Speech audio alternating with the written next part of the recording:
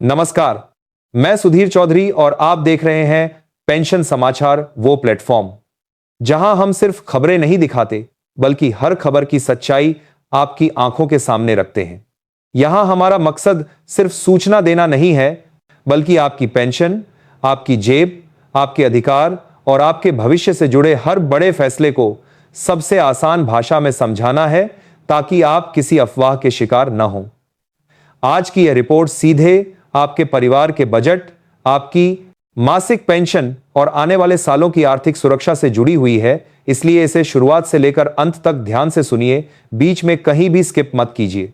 जो साथी पहली बार पेंशन समाचार पर आए हैं, उनसे एक छोटी सी गुजारिश है, अगर आप अफवाहों नहीं बल्कि दस्तावेजों और अदालतों के फैसलों पर आधारित ठोस जानकारी चाहते हैं, तो हमारे चैनल को अभी सब्सक्राइब कर लीजिए, घंटी का बटन दबा दीजिए, ताकि पेंशन और वेतन से जुड़े कोई भी जरूरी अपडेट आपसे मिस ना हो। हमारे पुराने सब्सक्राइबर जानते हैं कि यहां हर खबर के पीछे डेटा, दस्तावेज और रिसर्च होता है, सिर्फ शोर शराबा नहीं होता। अब बिना समय गंवाए सीधे बढ़ते हैं आज की बड़ी रिपोर्ट की ओर, जो ईपीएस 95 पेंशन, सुप्रीम कोर्ट के फैसलों और सरकार ईपीएफओ के नए खाके से जुड़ी है। सबसे पहले यह समझिए कि ईपीएस 95 की पूरी कहानी सिर्फ कुछ हजार रुपये बढ़ने घटने की नहीं है।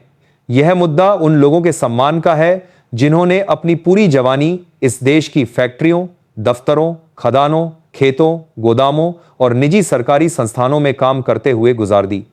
आपने सालों तक योगदान दिया, हर महीने अपने वेतन से कटौती सहन की और बदले में उम्मीद की कि बुजुर्ग होने पर कम से कम इतनी पेंशन तो मिले कि दवा, दवाई, किराया, बिजली और रोजमर्रा के खर्च आराम से निकल जाएं।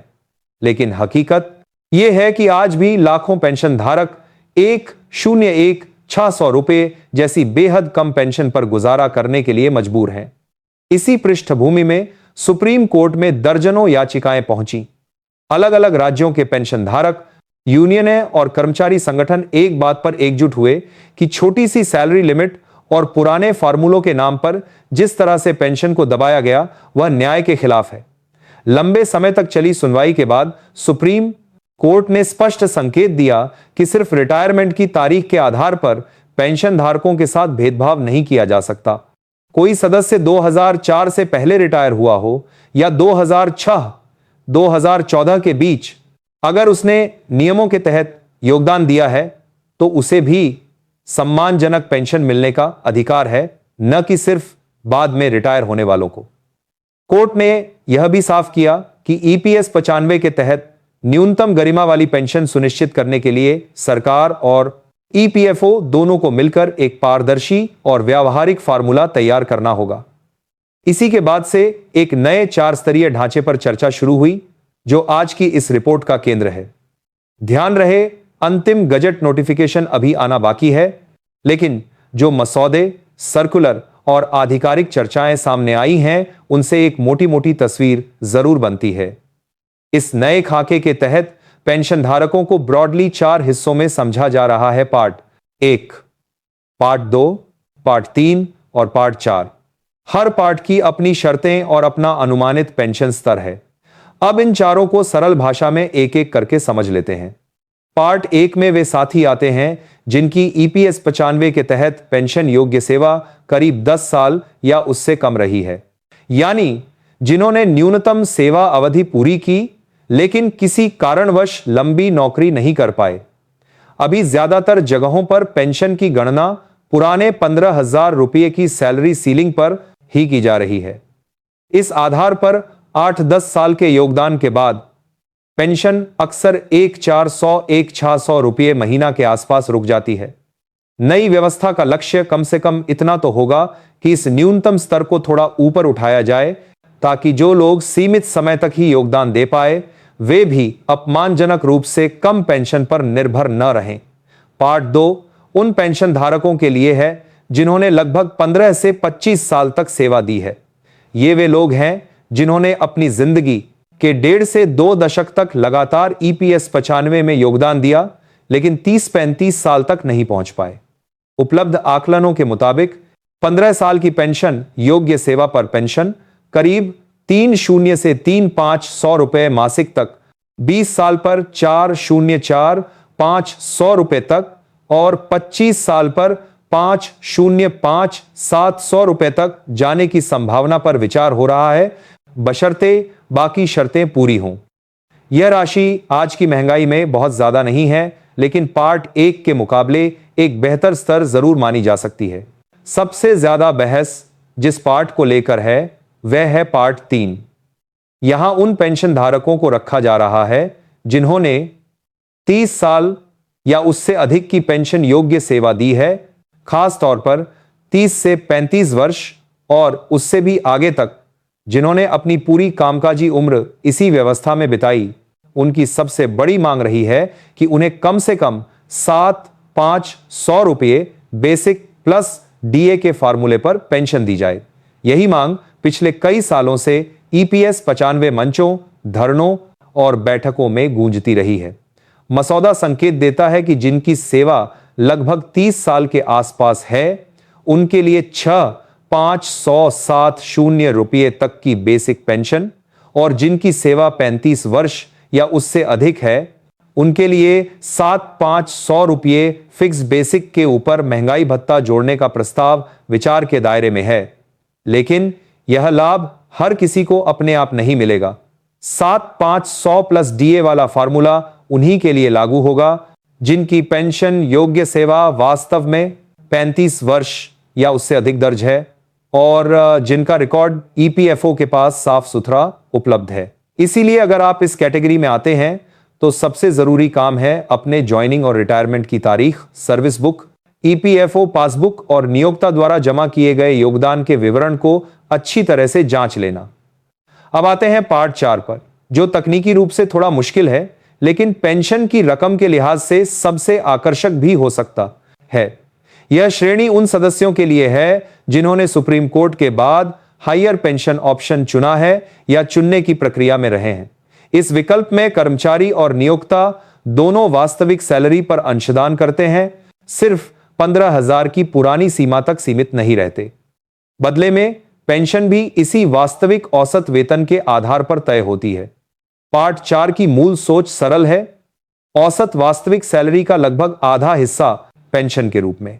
उदाहरण के लिए, यदि किसी सदस्य की औसत सैलरी लंबे समय तक 23-24 हजार रुपए रही है और उसने पूरे समय हायर पेंशन के लिए योगदान दिया है, तो उसके लिए 11-12 हजार रुपए मासिक पेंशन की संभावना जताई जा रही है।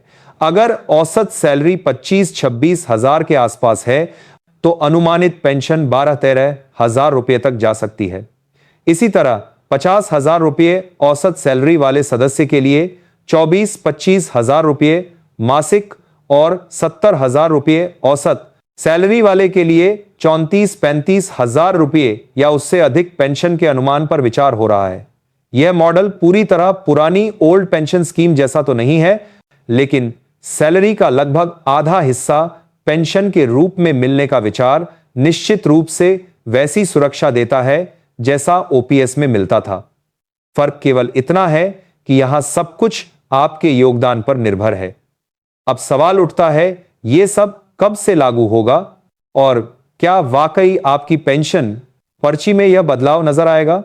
सुप्रीम कोर्ट ने अपना रुख साफ कर दिया है, लेकिन अंतिम फैसला और उसका क्रियान्वयन केंद्र सरकार और ईपीएफओ के हाथ में है। उन्हें तय करना है कि आधिकारिक सर्कुलर कब निकलेगा, किस तारीख से इसे प्रभावी माना जाएगा और अगर एरियर दिया जाता है तो उसकी गणना कैसे होगी। हो सकता है कि कई महीनों तक केवल आंशिक जानकारी बाहर आए और पूरा चित्र धीरे धीरे स्पष्ट हो। इसलिए जरूरी है कि आप हर नई जानकारी को दस्तावेजों के साथ जोड़कर समझें, सिर्फ सुर्खियां देखकर निष्कर्ष न निकालें। यहीं पर हमारे जैसे प्लेटफॉर्म की जिम्मेदारी बढ़ जाती है। पेंशन समाचार पर हम कोशिश करते हैं कि सिर्फ हेडलाइन नहीं, पूरी प्रक्रिया आपको समझाई जाए। हमारे सब्सक्राइबर बार बार कमेंट करके कहते हैं कि उन्हें शोर नहीं, स्पष्ट और शांत तरीके से तथ्य चाहिए। अगर आपने अभी तक चैनल सब्सक्राइब नहीं किया है तो मैं फिर से कहूंगा, ऐसी गंभीर जानकारी के लिए आपका सब्सक्राइबर बनना ही हमारी सबसे बड़ी ताकत है। अब बात करते हैं कि इस समय आपको प्रैक्टिकली क्या क्या करना चाहिए। सबसे पहले अपने सारे रिकॉर्ड एक जगह इकट्ठे कर लीजिए। सर्विस बुक, ज्वाइनिंग और रिटायरमेंट की तारीखें, ईपीएफओ स्टेटमेंट, नियोक्ता द्वारा जमा किए गए योगदान का विवरण, अगर हायर पेंशन के लिए आवेदन किया है तो उसकी रसीद, ये सब दस्तावेज सुरक्षित रखिए। जब भी कोई नया सर्कुलर लागू होगा, आपकी पूरी फाइल इन्हीं कागजों के आधार पर जांची जाएगी।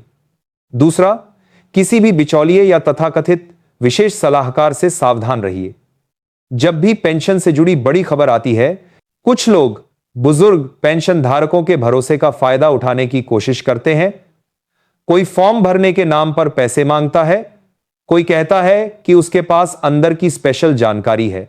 याद रखिए, आपकी पेंशन आपका अधिकार है। इसे पाने के लिए आपको दलालों पर पैसा खर्च करने की जरूरत नहीं है। अगर तकनीकी मदद चाहिए तो अधिकृत सीएसएससी, ईपीएफओ हेल्पलाइन या भरोसेमंद वकील से सलाह लीजिए, लेकिन किसी अनजान व्यक्ति के कहने पर दस्तावेज न सौंपिए और न ही पैसे दीजिए। तीसरा, अफवाहों से दूरी बनाए रखिए। व्हाट्सएप पर चलने वाले हर मैसेज को सच मत मानिए। जब तक किसी सूचना की पुष्टि आधिकारिक सर्कुलर, अदालत के आदेश या भरोसेमंद स्रोत से न हो जाए, उसे अंतिम मानकर न चलें। बहुत बार एक ही लाइन को तोड़ मरोड़ कर ऐसे तरीके से पेश किया जाता है कि पेंशनधारक या तो जरूरत से ज्यादा उम्मीद पाल लेते हैं या फिर अनावश्यक डर में आ जाते हैं। अब इस पूरी रिपोर्ट को संक्षेप में लेकिन साफ तरीके से एक बार फिर समेट लेते हैं। ईपीएस 95 के पेंशन धारकों के लिए जो तस्वीर उभर रही है, उसमें 4 बातें सबसे महत्वपूर्ण हैं। पहली, सुप्रीम कोर्ट ने रिटायरमेंट की तारीख के आधार पर भेदभाव को अस्वीकार्य कहा है और सरकार ईपीएफओ को निर्देश दिया है कि सभी योग्य सदस्यों के लिए सम्मानजनक पेंशन सुनिश्चित की जाए।